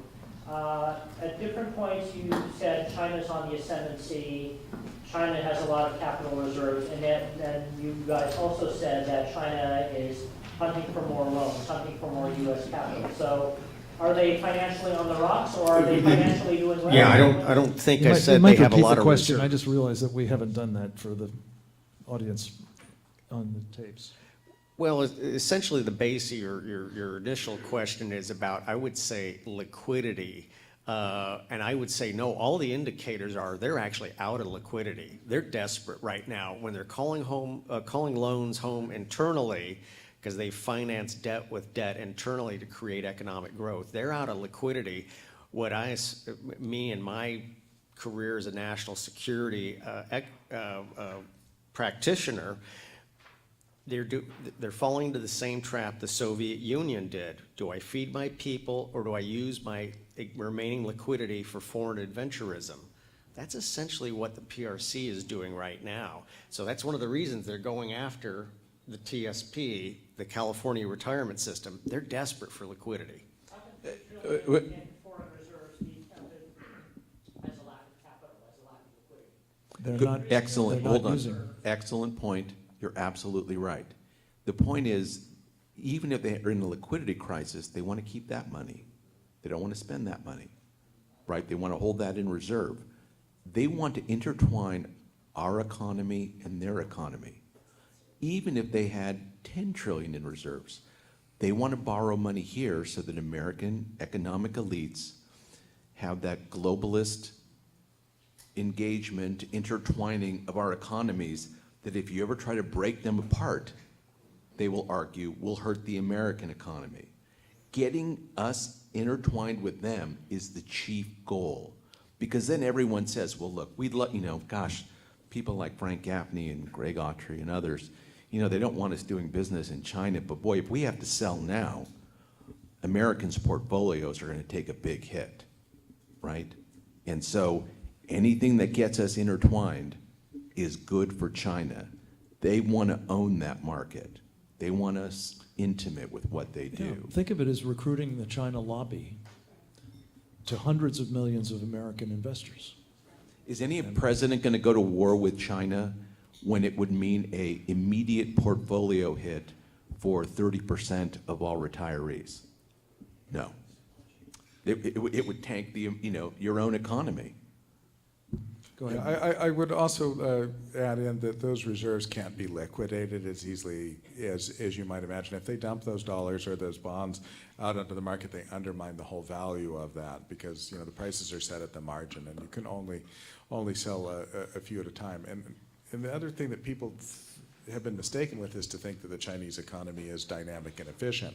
At the bottom level, there are a bunch of really neat little companies all over China, mostly on the East Coast, Shanghai and Shenzhen, run by real entrepreneurs who work their butts off and are doing great things. But the vast majority of the economy is a giant state-owned mess that looks very much like the Soviet Union. They're building all these projects out in the middle of nowhere with apartment buildings and complexes with nobody in them, and investing in a military buildup and in loaning money to other countries merely to subvert their governments in Africa and Latin America, and it's not an efficient system And those loans overall. can't be repaid. Yeah, and so they definitely have a liquidity problem that is a lot more than the amount of reserves that they could ever sell in order to address it. Yes, ma'am. Yeah, I've been wondering this since Trump's election, and I happen to know that China is a much bigger problem than Russia. So my question to you all, because all I hear from the press and the DNC, which are basically one and the same, is that our real problem is Russia. But if you know anything, you know that Russia's GDP, I think, is 20% of China's, and their population is I think 5%. It's ridiculous, you know. So I'm thinking, are these people just stupid, or are they consciously trying to deceive? It is consciously trying to deceive. Most of us here are children of the Cold War. We were lectured over and over again that there was no red threat. McCarthyism was a lie. These were nice people. And now I got whiplash because now, they're everywhere. Okay, which is it? Both can't be true here. So it is a theme that they have to push because of certain insurance policies that they needed, because 2016 didn't go a certain way. So that's part of it. But not saying, I've dealt with a variety of threats over my career. Russia is still a threat. But, I think they are. But I'm far more concerned with the PRC, okay? So the strategy is hold Russia, focus on the PRC, because they're the real danger here. But a lot of this comes out of certain big think tanks here. Belfer Center, we'll mention that one. And then guess the 1,000 Talents program, one of the big FBI arrests was right next door to right up there in Boston. And we have the legislative tools. The Foreign Agent Registration Act, which we pointed out is a sleepy, obscure piece of legislation from the 30s, which has barely been used. And now the FBI is on fire and just boom, boom, boom, boom, hitting targets left and right with it. But we have some great legislation that can really take out the PRC. Got to really run down the 1,000 Talents. Have the FBI present. It costs $250,000 to do your FARA case if you get presented with the papers from the FBI. So we got the tools. Yes. I want to add real quick there. I mean, I don't think Mr. Putin or his regime are a good thing. They're certainly terrible violators of human rights, and they are certainly building advanced weapons systems, hypersonics, and nuclear things that I don't like. Yeah, they're not working out so well, thank God. But nonetheless, that's a problem. But you need to understand, what are they trying to achieve? And basically, they want to be left alone to run their little criminal oligarchy, and then they're okay. The Chinese have global domination ambitions. It's very different. The Chinese are the Japanese empire of the 1930s. People say to me, isn't this like Japan in the 1980s? No, this is like Japan in the 1930s. The Russian narrative doesn't seem real, does it? So who benefits from it? China. China benefits from the Russian narrative. Because so long as we're focused on Russia, we're not talking about China, are we? And it's also a classic example of deflection from a party that has been deeply in bed with the Russians, particularly in the Clinton era. Yes, ma'am. Thank you all so much. Linda Johannesson. I just have to say, what I'm really sad about is that this, what you call awareness, doesn't, in many cases for the Trump administration, translate into messages that get through on the media or through the White House communications staff. Because you only need 10 million of these small groups, and you can't do that, so. Not this week. It's the communications. We're working on it. Because Look, you've lit my fire. This is a work in progress. With the help of everybody in this room, we can reach vastly larger numbers. Is it ideal? that it isn't now top of mind for everybody, front page news every day, when you look at this full array of problems? It's not ideal, but here's the thing, just follow this logic.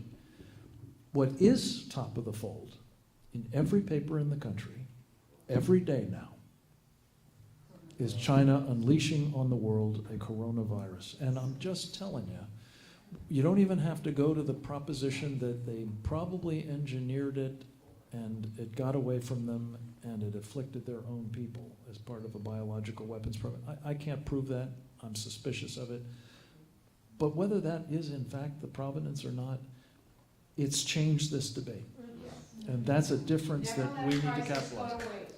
Problem, Emmanuel. So my real question was about the Confucian Institutes. Yeah. Yes. My alma mater, University of Chicago, canceled after 5 years. I spent 5 years up at Stanford in a private startup.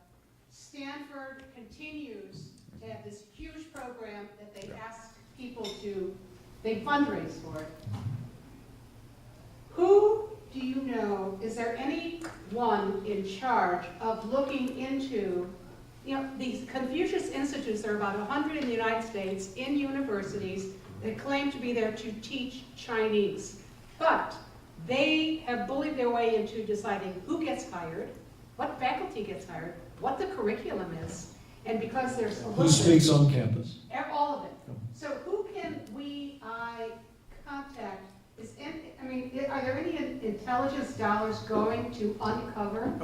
Absolutely. Part of this is situational Repeat the awareness. question or summarize it quickly. If you So would. this is essentially the Confucius Institutes as an extension of essentially foreign influence by the Communist Party in China. And I'd say again, it's the FARA office at FBI was small, understaffed, underfunded, rarely used. They're really, we're suggesting it is massively increased. But I've learned over my career, you can't take care of every problem at once. You start making a few examples, and slapping the FARA papers down has got the PRC running around in circles here. Because, China Television got hit with it. A number of other organizations got hit with it. The FBI is really starting to light them up. So there are white knights at the FBI that are really starting to light them up. Counterintelligence spent the last 3 years going after the president for being against globalism instead of going after the people who are actually trying to take down America. And I think Attorney General Barr is in the middle with others of trying to fix that. And I want to say it isn't just the Confucius Institute, that's just a really obvious target, but almost every university has a very tight relationship with the Chinese government and the Chinese universities in ways that are inappropriate. When I was at UC Irvine, we had a U.S.-China Institute, and we've got one at USC. And nominally, this is to engage our academics in this conversation. And in 2018 at USC, the U.S.-China Institute decided to have a roundtable on the Trump trade policy with China, right? And so they were going to bring professors from each of the different schools in to give expert opinions on the Trump trade policy with China. Did they bring in the professor they had in the business school who actually helped establish and influence the Trump trade policy? No, I was not allowed to participate. In fact, the Marshall School of Business sent in a Chinese national who had done her PhD in Canada to tell the American press and the student body about the validity of the Trump trade policy. Naturally, of course, the conclusion of all professors who were permitted to participate in this was universally that the trade policy was a bad thing, and the press ate that up and reported. Professors universally agree that the Trump trade policy is a problem. So this is systemic. The lady in the back, yes, ma'am. Go ahead. Yes. Hi, thank you. My name is Tamara. Recently, well, not recently, but last year, I think, or even like late 2017, Trump had shut down the purchase, or actually the Chinese had already purchased the unmanned a port in Long Beach, in which they were trying to build up the sand to build an island. He was able to shut that down, thank goodness, because he's an amazing strategist. But how do we prevent that or those types of purchases from happening again when our politicians are so derelict at this point. And we have such a supermajority of Democrats. We don't have any Republicans supporting us. And there are some good Democrats, but right now it's derelict. So how do we prevent those types of purchases in the future as citizens? So this is, if I could jump in here. So this is about Chinese foreign investment, essentially like in the port facility here. They owned it. Okay, now this traditionally fell under what was called CFIUS, Committee on Foreign Investment in the United States, which was codified in 2018 FIRMA, Foreign Investment Risk Review Modernization Act.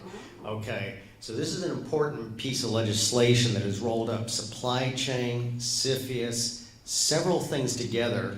Having lived this for years, sometimes it takes a little while for complex pieces of legislation to roll into action in departments and agencies. But that's the kind of thing, again, we gotta shine light on it. And I say not just in the United States, I'd say, I always use the example, one of the places we need to stand up to China is Panama. Panama, of all places, where we built the canal, one of the great wonders of the world here, and then we walked away. The Panamanians have done a great job. Who runs the stevedoring on both ends? Who runs the pilotage inside? That needs to be job number one in Central South American policy, is to displace the PRC from those roles. And the Panamanians want to work with us. They're just wondering. They do now? Absolutely. I have now for years. Yeah. But the point is that I think the question legitimately is, it's bad what the Belt and Road Initiative is giving them control of around the world, but it's really appalling that we're letting them do it here as well. Yes, sir. Yeah, firstly to Brian's point about... Your name, please? I'm Malcolm McGough. To Brian's point about going to war with China and the impact it would have on our retirement portfolios. Imagine the impact of going to war in China on our single source supplier, that is China, for many of our items. And I'm just wondering, Brian, that's my first question, what are we doing here in America to diversify our supply chains to anybody else like China? My second question is in relation to the Chinese Belt and Road Initiative, which is in 70 countries, Europe, Asia, Africa. What is America doing to counter that? Because that initiative is primarily to provide them strategic reach and also to counter their lack of aircraft carriers, because they only have two aircraft carriers as opposed to America's 13. So what are we doing to counter that? That's great. Let me do the first part. Maybe Greg, you do the second part. Yeah. On the first part, I think the whole idea of the USMCA is that we don't have to do everything in China. We can do it here in North America. I think the president on the natural wants to do them here in America, period. If not, we'll do it in North America, okay? Or make trade deals with those people that matter. But I think we have to get out of our free trade comfort zone and realize there are some key strategic industries, medicine being one of them, that we simply cannot farm out to anybody else. And to the extent that I don't want to call it national industrial policy, right? I do. Thank you. I don't want to say it in such a way that it implies that we're going to have a centralized managed economy. We're not. But we have to realize we're up against a nation in China that engages in ruthless mercantilism, that uses the funny money of the central banking system to do everything that Greg talked about, and that we have to ID those industries here in the United States that are absolutely mission critical to our survival. But that's a great point. So your question of what are we doing about it, I would also point out that, and I want to praise the Democrats here, they've reauthorized the Export-Import Bank of the United States, the EXIM Bank. A lot of free market Republicans were opposed to the EXIM Bank as, quote, corporate welfare or sob to Boeing. But the EXIM Bank makes it possible for developing countries primarily to buy large capital investment U.S. items. These include often aircraft, nuclear power plants, and telecommunications products. And because China has a very, very active equivalent export credit agency and a insurance company on their own, and even their domestic development bank spends most of its money now in Africa and Latin America.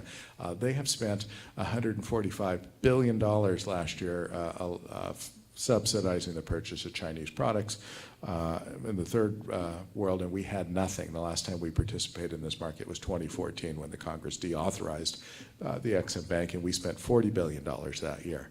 So they're kicking our butts. And what they do, for instance, if you are an African country and you want to buy a cell phone infrastructure system, you buy Huawei and ZTE, the Chinese government loans you 130% of value, right? So they give you an extra 30% that you, the African dictator, can spend on mansions and whatever other entertainments that you want. You know, and then the money is interest-free for 5 years and loaned at ridiculously low rates over a 30-year period.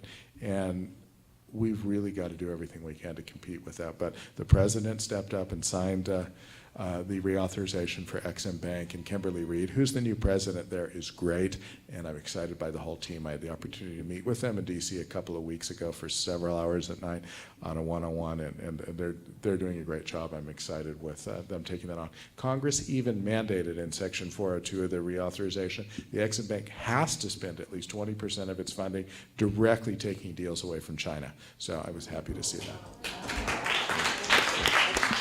Can I say one other thing that is another scandal in all of this is the World Bank is providing financing to China as if it's a developing nation, to the point where 70% of its lending is to the Chinese, which leaves 30% for actual developing nations all over the world. And China How takes could that that money be? and reloans it. So there you go. With their brand. There's a gentleman in the way back. Sir, if I could have your attention, I'm recognizing you. Oh, yeah. John, you pointed out the gays were autism, and you went on to discuss Long Beach airports and Panama. Could you also point out some of these other areas around the world, just to get a sense of how it covers these? I mean, there's also Dominica, right? Probably most people haven't heard. And there's South Africa, India, there are islands out in the Pacific, and they're trying to basically dominate all those countries. Yeah, all of this represents, yeah, so this is the Belt and Road Initiative around the world and the use of these loans as a tool of influence. You mentioned a whole number of places around the world. Dominica is not part of it. Okay. Greg has, so on the Mexican Pacific coast there, but all of this represents a vacuum that we've allowed to be created.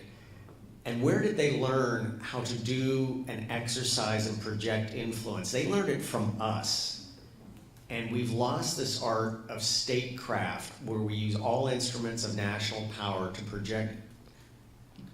project influence for good on American values. We've just disappeared. We've evaporated from this. Believe me, I've worked this at the tactical level. I've worked this at the embassy level. I've seen it over and over again. We need a passionate resurrection and resurgence, rebuilding of our diplomatic statecraft. And again, that's all instruments of national power here. They're leveraging a vacuum we allowed to be created because we lost interest, and I don't know what we've been paying attention to. We just walked away. We stopped believing in ourselves. Yeah. Amen. Hardly. This lady in the middle here, who happens to be my wife, had a question. Did you have a question? No question. Good. But we're gonna ask your indulgence because we are over time. I wanted to see if our distinguished panel had anything in closing that they'd like to add. Brian? Only my thanks for everybody. This is a big issue. John? Yeah, passionate resurgence of projection of American values. I just want to encourage you all to leave this room and go talk to 3 friends about the importance of American values and the China problem, particularly as the election comes up. Let me just say, one thing that's occurred to me, which I just leave with you, it was triggered again, it happened earlier today. An actress who formerly lived here and used to frequent these events, if I'm not mistaken, who is now migrated to Colorado, where she's discovered that Californians are trying to turn Colorado into California, mentioned this, and you sort of tickled it too. Most of what we've been talking about tonight, in the end, about our problem here in the United States, is a function of what we've been teaching our kids. And the idea that we might encourage more of them to go to trade school and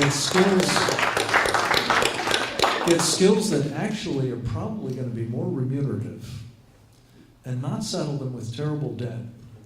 And maybe, just maybe, the Frankfurt School hasn't gotten to our trade school teachers and curricula just yet, and we could actually have a chance of having pro-American kids really entering the workforce and the electorate in large numbers. Thank you. Just again, a heartfelt thanks to all of you for spending part of your day here, and to those of you who will be watching this either live or by the miracle of videotape, thank you to you as well. And most especially, thanks to Kara Sigmund, who, when I called her up very, very recently,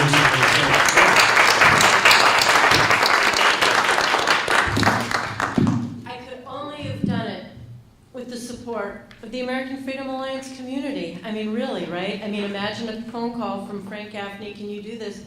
I knew I could, because I know you. And you are passionate about freedom, about America, about the threats that we are facing. So thank you for being a community that we know will be there, and thank you all so much. Unbelievable.